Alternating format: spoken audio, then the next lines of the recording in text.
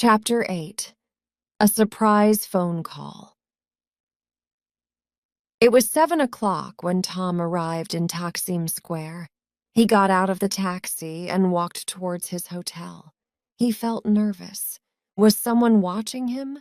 Was someone sitting in a car watching his hotel? He hurried inside. "Good evening," said the woman at reception. "Good evening," said Tom.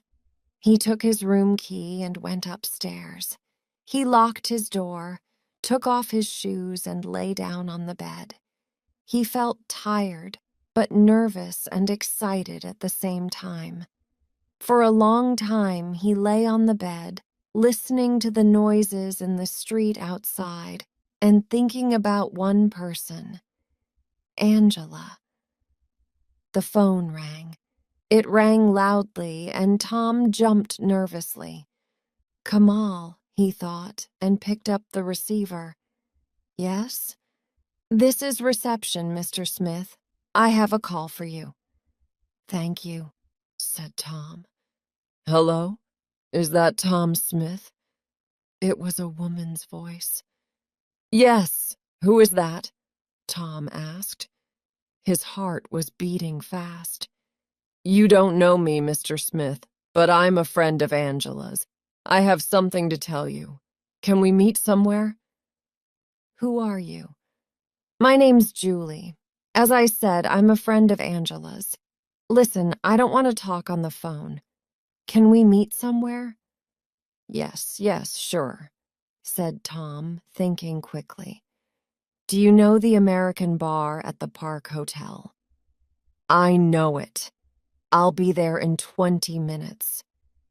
There was a click, and then there was silence. Tom put the phone down and jumped to his feet. "I must tell Kamal," he said to himself.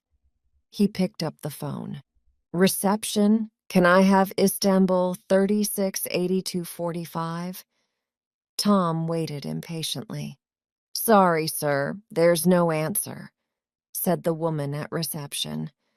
"Okay, I'll try later." Tom put the phone down and left the room. There were only a few people in the American bar when Tom went in. He sat down at a table by a window. From there, he could see everyone who came through the door. Tom sat drinking a beer and watching the door. Who was Julie? What did she want? Tom would soon find out. A girl came in a few minutes later. She had long blonde hair and was wearing jeans. The girl looked round the bar, then walked over to Tom's table. "Hi," she said. "I'm Julie." "Hello," he said. "I'm Tom. Please sit down." She sat down. The waiter came over. "Would you like a drink?" said Tom. "A coffee, please," she said. The waiter nodded and left. "So you're Tom," Julie said. "You look just like your photograph. Angela showed me a picture of you." "But how did you find me?" Tom asked. "I went to the British consulate today," Julie explained. "I spoke to Mr. Pennington. He told me the name of your hotel. I knew you were coming to Istanbul, and I wanted to speak to you." She looked round nervously. "Listen, Tom," she went on. "There's something strange going on. What do you know about Angela's accident?" "Only what the consulate told me today," said Tom. He told Julie about his conversation with Mr. Pennington. "And are you satisfied?" she asked. Tom looked at her. "Tell me what you think," he said slowly. "All right," said Julie. "Let's start at the beginning. Angela came to Istanbul 2 months ago. I met her at a party soon after she arrived, and we became good friends. At the beginning, she was happy. She enjoyed her job. She liked working for her boss. Dinya? That's right. Everything was fine. I saw her quite often. We used to have lunch together and go sightseeing. And then, 2 weeks ago, something happened. Angela seemed worried about something to do with her work. I asked her what was wrong, but she didn't want to talk about it. Then one lunchtime, we were together in a restaurant, and suddenly Dinya came in. The moment she saw him, she became nervous. I think she was afraid of him. Go on, Tom said. Well, I don't know anything else. She never told me what she was worried about. I saw her a few more times, and then she had the accident. She looked at Tom. But it is strange, isn't it? Julie went on. She was worried about something, her job or her boss or something. But she wouldn't talk about it, and then she had an accident. She stopped. That's all, she said. That's what I wanted to tell you. Tom leant across the table. Shall I tell you something? He said quietly. Yesterday, on the way into Istanbul, I saw her. Julie stared at him. Where? She asked.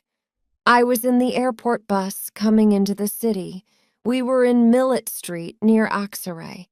Angela was going into a building with 2 men. What do you mean, going into a building? Which building? Well, I don't know.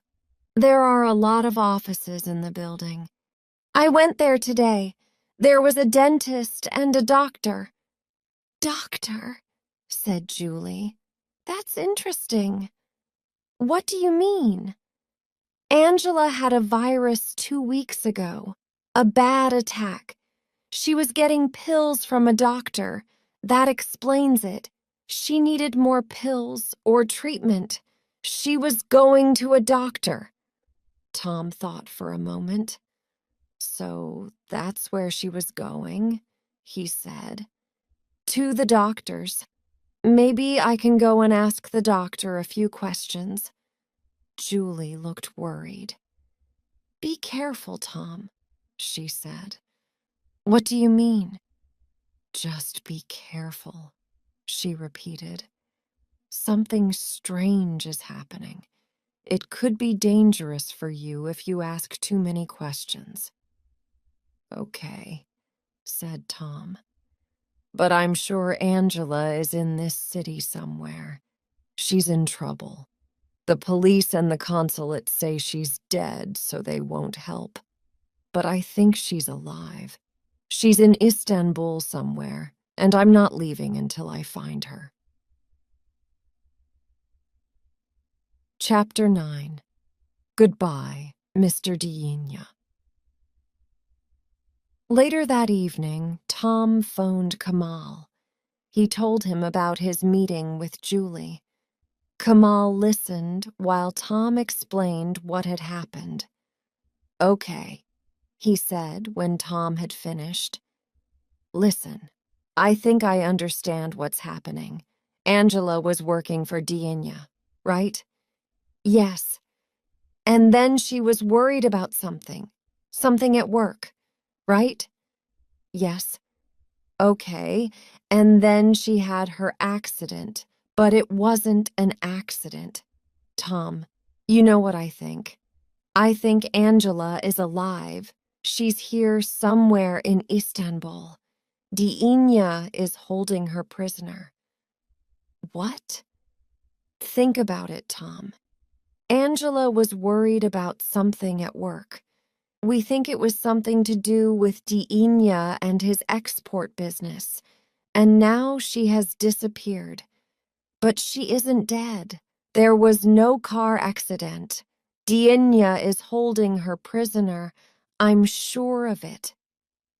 But, began Tom. I don't.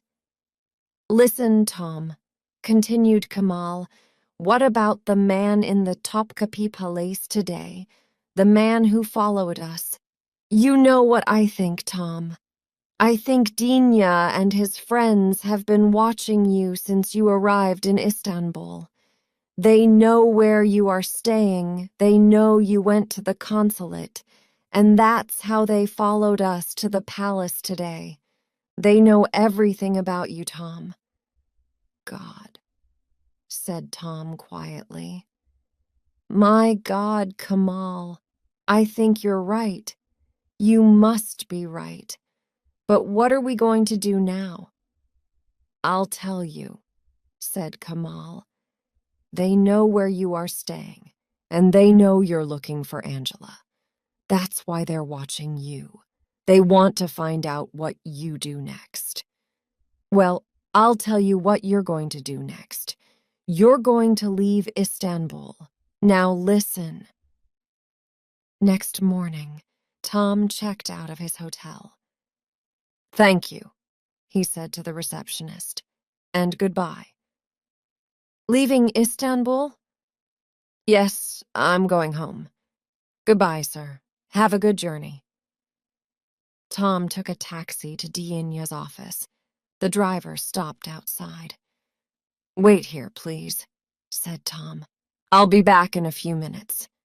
He went into the office. "Good morning," he said to the secretary. "Is Mr. Dienya here? I've come to say goodbye." She went to the office. Mr. Dienya came out. "Ah, Mr. Smith." "Good morning, Mr. Dienya. I've come to say goodbye." "Leaving so soon?" "Yes. I went to the British consulate yesterday and spoke to Mr. Pennington. It seems there's nothing I can do here. I'm going back to London. Thank you for your help." "You're welcome, Mr. Smith.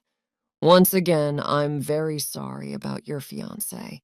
I'm sorry your visit to Istanbul wasn't a happy one." "Thank you and goodbye. My plane leaves at midday." "At midday? I see. Goodbye, Mr. Smith. Have a good journey." The two men shook hands. Tom turned and left the office. His taxi was waiting. "The airport, please," he said as he got in. The taxi moved off. Another car, parked 20 meters away, moved away from the pavement and started following. At the airport, Tom walked over to the British Airways desk. He asked about the flight to London, but he did not check in. Then he bought a newspaper and sat down to wait.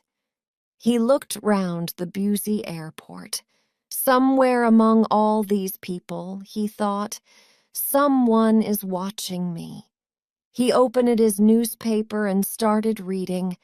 Then there was an announcement over the loudspeaker. British Airways announced the departure of their flight, TK979 for London. Will passengers please proceed to Gate 6 for boarding? Tom picked up his things and walked towards passport control. There were lots of people at the entrance to passport control. Tom went into the crowd of people and moved towards a large man whose relatives were saying goodbye. Suddenly he turned and went into the men's toilet. In the toilet, he took off his jacket and started to wash his hands and face. No one followed him into the toilet. Then there was another announcement. British Airways flight TK979 for London. This is the final announcement. Will passengers please proceed immediately to Gate 6? This gate is now closing. Tom heard the announcement but didn't move. He looked at his watch and smiled to himself. The man in the gray raincoat walked over to the telephone kiosks and dialed a number. "Hello? I saw him leave. Yes, he's on the plane." The man put the phone down and walked away towards the exit. Half an hour later, Tom was in a taxi on his way to Kemal's flat in Sisley. Kemal opened the door. "Hello, Tom." He smiled. Everything okay?" "No problem," smiled Tom. "I went into the crowd at passport control. Then I hid in the toilet at the last minute." "Well done. Dina and his friends will think you have gone back to London. Now you can stay here in my flat, and we can start looking for Angela." "And we know where to start, don't we?" "Yes, Dina's office," replied Kamal. Chapter 10. An Important Discovery. Kamal and Tom had something to eat. Then they sat down and made their plans for the evening. "We'll watch Dina's office this evening," said Kamal. "When he comes out, we'll follow him. Then we'll find out where he lives." "Won't that be dangerous for me?" asked Tom. "He knows me. Remember, what if he sees me?" Kamal smiled and stood up. "I've thought about that, and I've got just what you need. Look." Kamal opened a drawer. "Put this on," he said. "A wig," said Tom. "And a false mustache, too. Go on, try them on." Tom put on the wig and mustache. He looked in the mirror.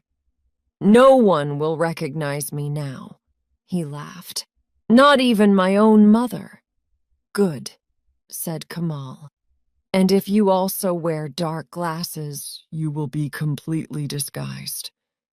It was 7 o'clock, and the shops and small businesses in the quiet street were closing.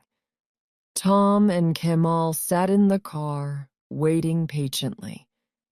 "He'll be leaving soon," said Tom. Further down the street, they could see the entrance to Dina's office. They sat in silence, watching. Time passed slowly. 7:10, 7:15, then suddenly, "There he is," whispered Tom. "That's him." Dina came out of his office and locked the door carefully behind him. He looked along the street, then walked over to a gray Mercedes car and got in.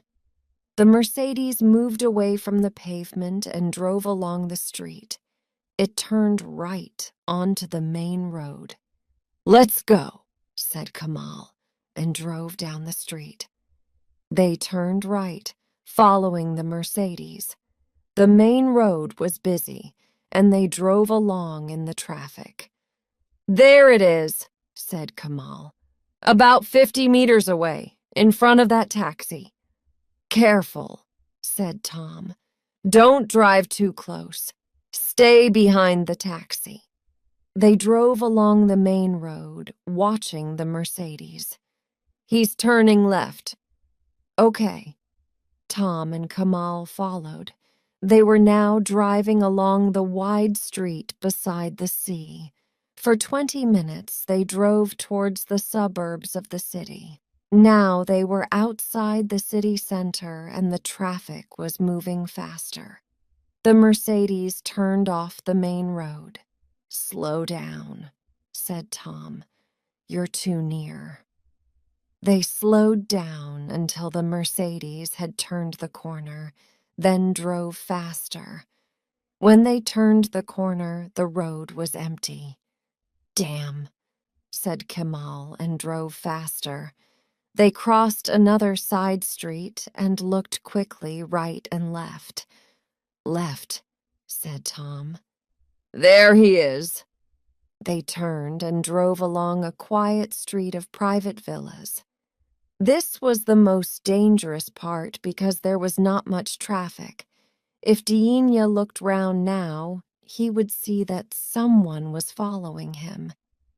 "He's stopping," said Kamal, as he saw the Mercedes brake lights going on. Kamal drove slowly. The Mercedes was now 50 meters in front of them. "He's turning," said Kamal. The Mercedes turned off the street and drove through the gates of a large villa. The villa was surrounded by trees and bushes. Already the gates were closing behind it as the Mercedes drove up to the house. Tom and Kamal drove past the closed gate and continued along the street. "Well," said Tom, "that's where Dina lives." "That's a start," said Kamal. "Come on, let's go home now." Back in Kamal's flat, they discussed what they had seen. "I think that Angela is in the villa," said Tom. Kamal agreed. "What do we do now?" asked Tom. "We can't get into the villa. There are probably men guarding it." "I agree," said Kamal. "We think she's in the villa, but we can't get in there." "It doesn't matter." "The villa isn't important," said Tom. "What do you mean?" "Think about it," Tom replied. "Remember what Julie said. Angela was worried about something at work. She worked in the office. She never went to the villa. So what we're looking for is in the office. The villa isn't important." "You're right," said Kamal. He stood up and walked over to the window. "Listen, you've been inside the office. What's it like?" "When you go in the door," Tom told him, "there's the window and a small reception desk. Then there's an office and a door to Dina's private office at the back." "Anything else?" Tom tried to remember the inside of the office. "Yes," he said. "There's a door, another door at the back." "Okay," said Kamal. "They must have a workshop or a store through that door. That's where they'll keep all the things they export. So somehow we have to have a look inside." Kamal thought for a moment. "I've got an idea," he said suddenly. "Dina exports onyx ornaments to England. My parents sell things like that in their shop. So, if I had a box of ornaments and I wanted to sell them very cheaply, who would buy them from me?" Tom looked at him, then smiled. "Dina," he said. "Exactly," smiled Kamal. "Now, let's think carefully." Chapter 11, A Clever Trick. Ibrahim. Dina was alone in his private office. He was working at his desk, finishing some paperwork. He always did his paperwork alone before going home. He looked at his watch.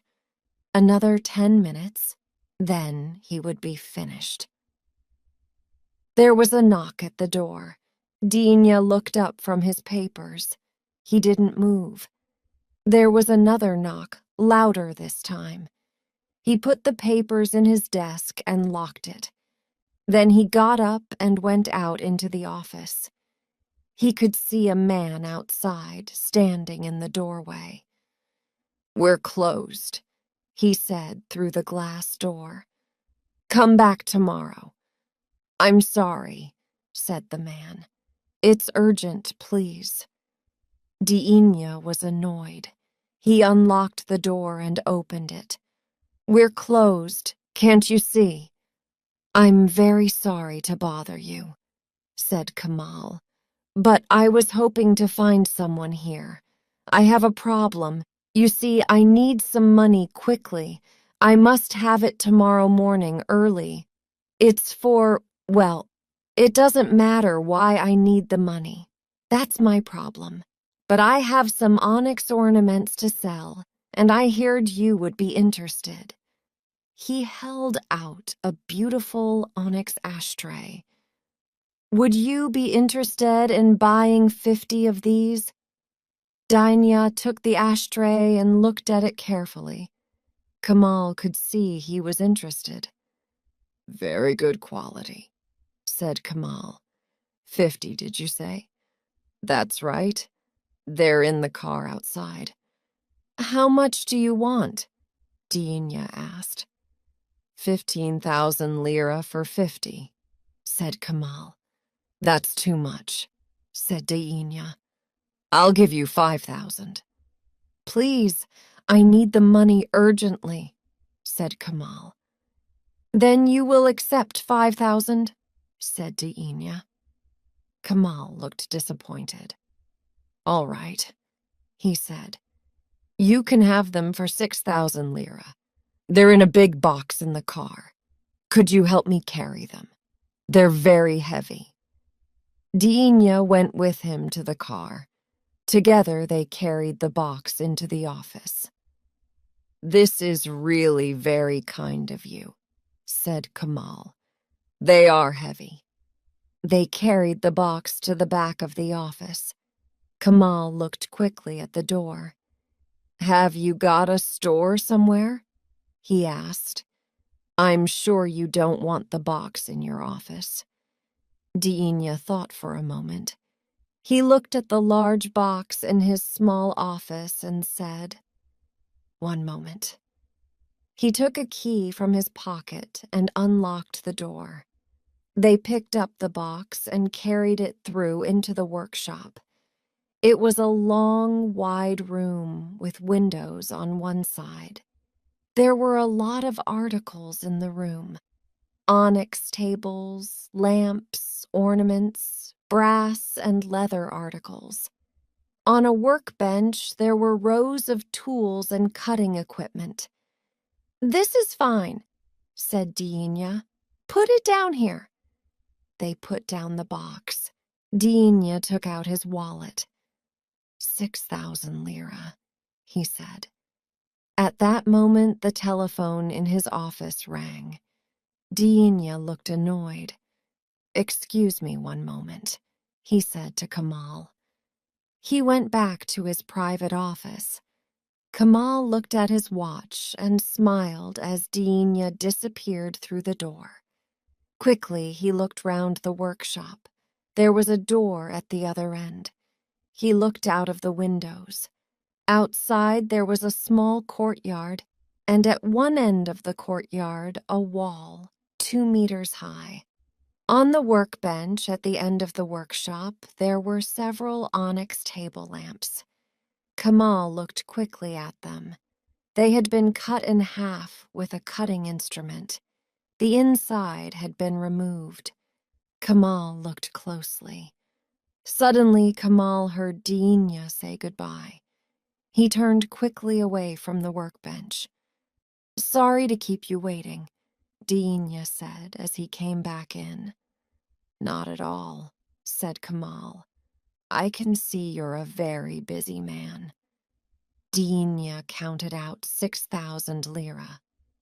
Thank you, said Kamal. I really need this money. Well, I won't take any more of your time. Dinya walked with him to the door into the street.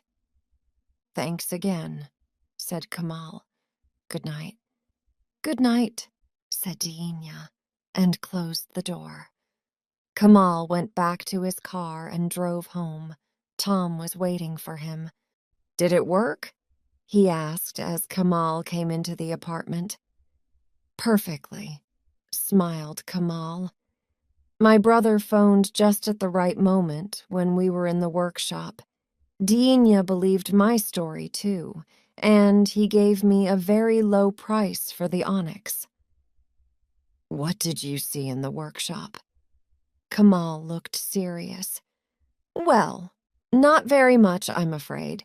It's just a workshop or a store. There were lots of onyx and leather articles, brass and tools, and there were some onyx lamps being repaired, I think. But there's a courtyard outside and another building opposite. I'm sure that it belongs to Dinya. And more important, there's a wall at one end of the courtyard, which isn't too high. Meaning? Meaning that it wouldn't be too difficult to climb over it. Chapter 12. Disaster.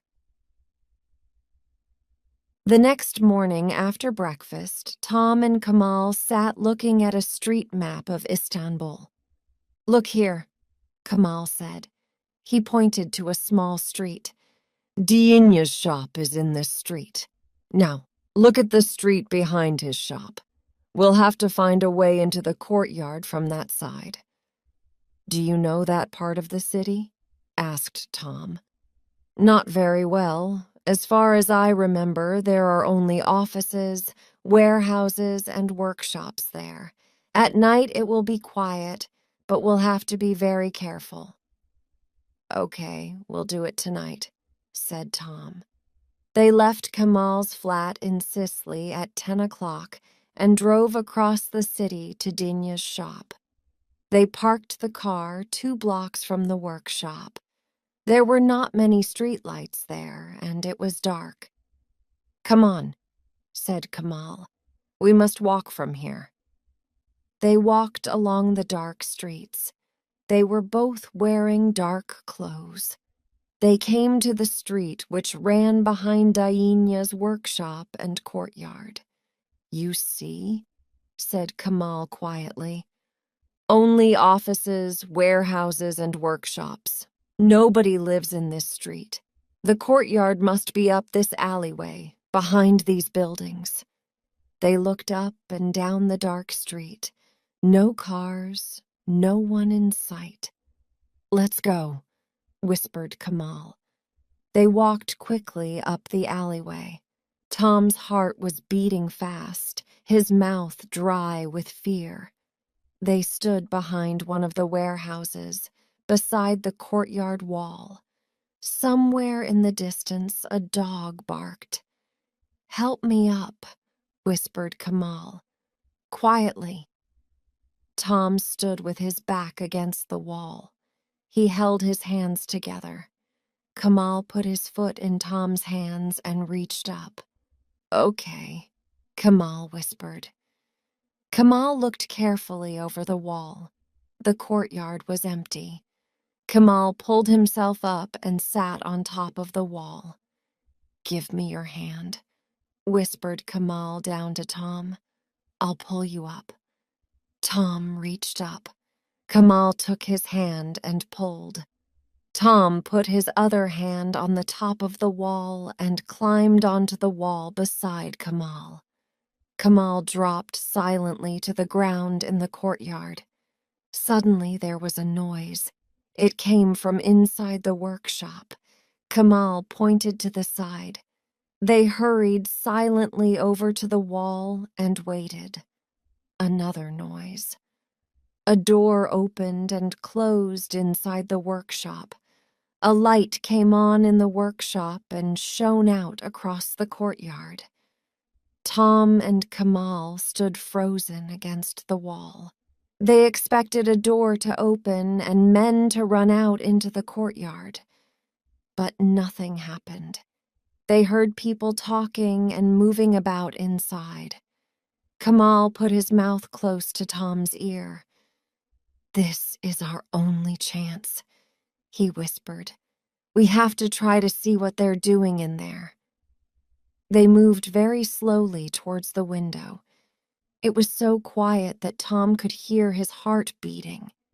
At last, they were going to find out what was happening.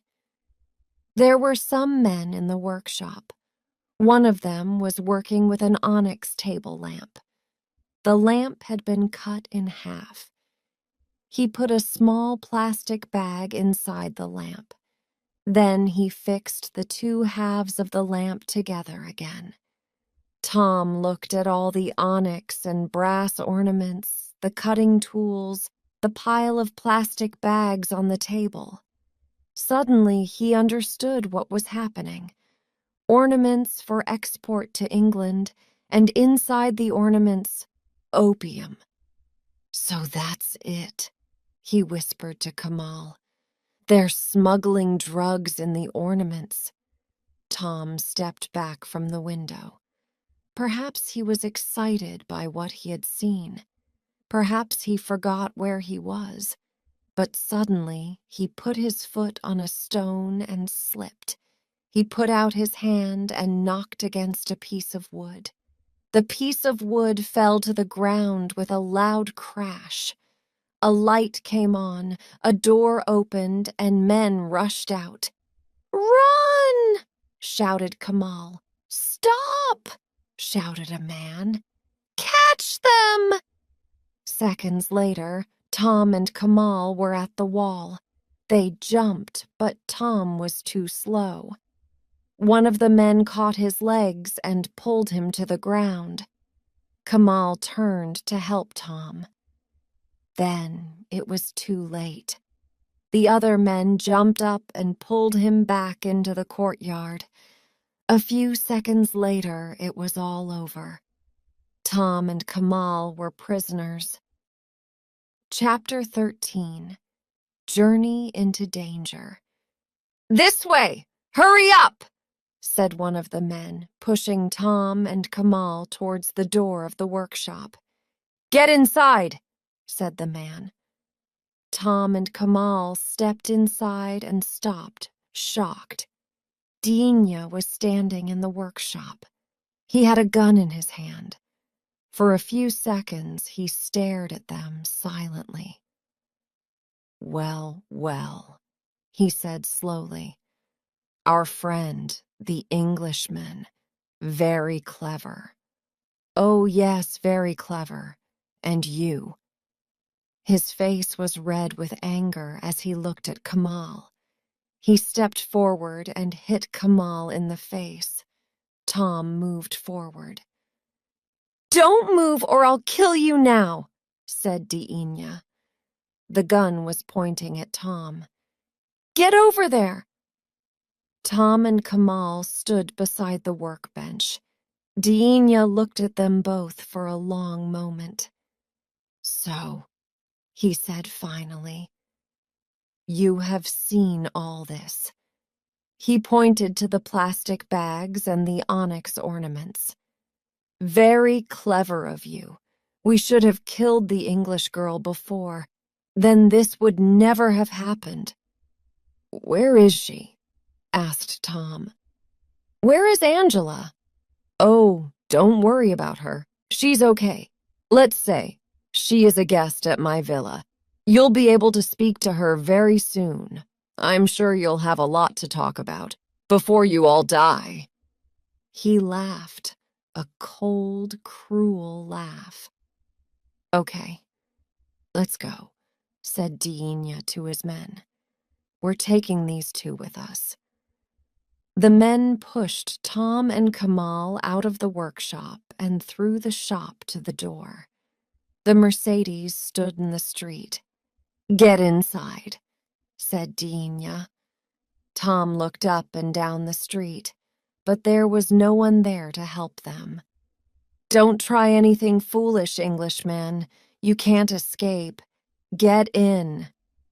Tom and Kamal sat in the back of the car, with a man on each side of them. The others got in the front. They drove away from the shop, turned onto the main road, and drove across the city towards the suburbs. "Take a look," said Dinya, smiling. "Istanbul by night. So many people, so much life.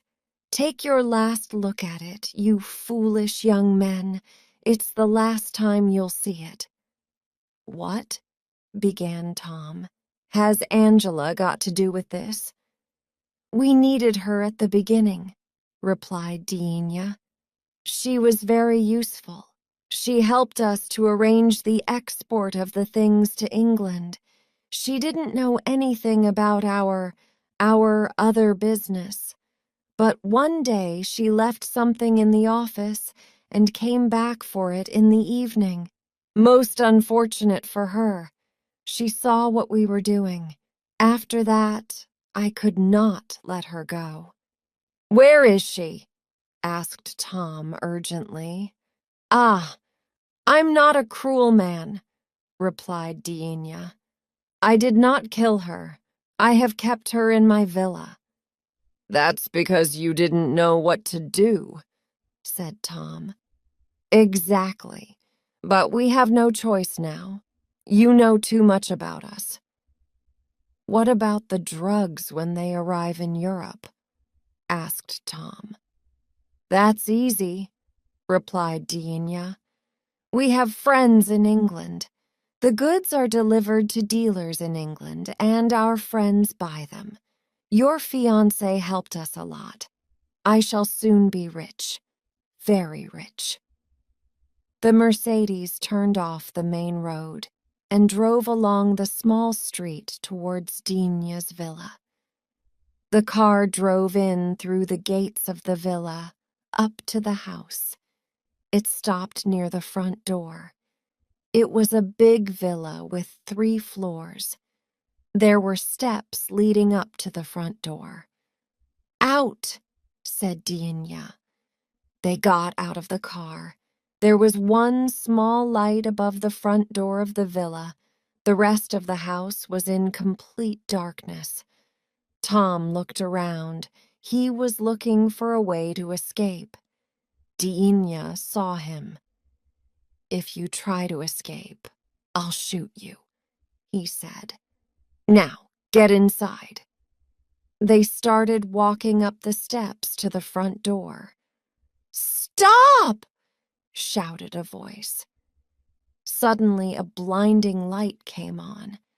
The garden of the villa was full of men running towards them. For a second, Dina stood frozen on the steps, shocked. Then he ran towards the door. It opened suddenly, and 2 men jumped out. They had guns pointing at Dina. "Stop! This is the police! Stop, or we'll shoot!" Dina dropped his gun and slowly put his hands above his head. His men did the same. "The police," Kamal said.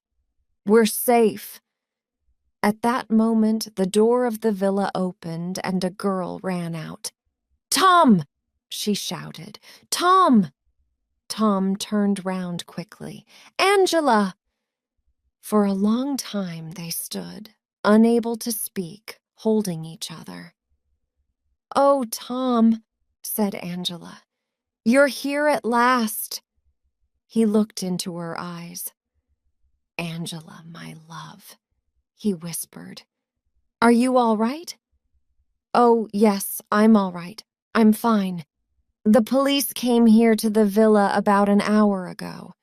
We knew you were coming. The police were following you." "Oh, Tom, I was so worried that Dina would kill you."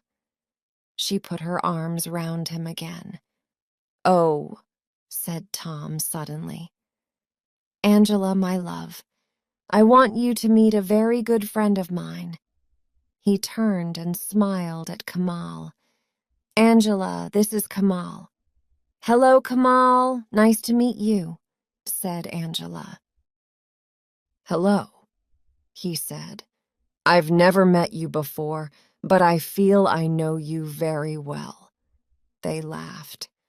"Kamal has been wonderful," said Tom. "Without his help, we wouldn't be here now." "Oh, I only helped you a little," said Kamal. "A little," said Tom. They watched as Dina and his men were taken to a police car. "How did the police know what was happening?"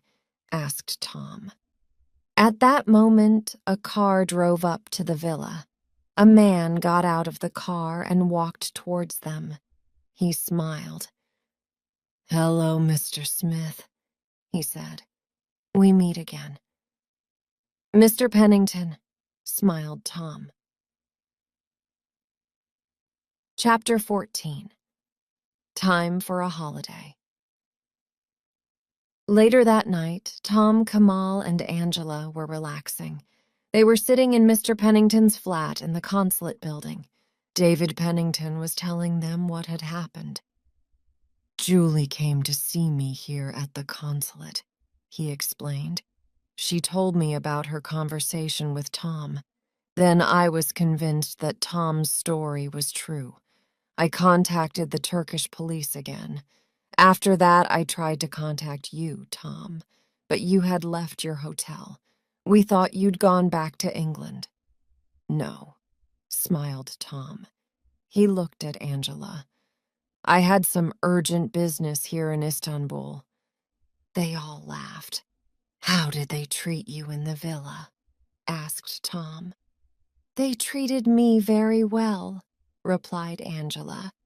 "When my virus was very bad, they took me to the doctor. But I was terribly worried on the Monday you were arriving in Istanbul. Dinya knew you were coming because I had told him earlier. And I knew he was going to send someone to follow you. I was terribly worried."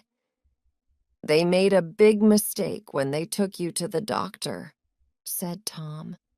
"If I had not seen you from the bus—" "Don't," said Angela. "Don't even think about it." "What about the car accident?" said Kamal. "How did they arrange that? I wonder whose body was in the burnt-out car." There was silence while they thought about that. "The police will have to find that out," said Pennington finally. "It was a very clever plan of Dienya's," said Tom. "Very clever." "Yes," agreed Pennington, "and drug smugglers like Dienya can make millions of pounds." "Well, it's over now," said Angela. She turned to Tom. "Do you remember the letter I wrote to you, Tom?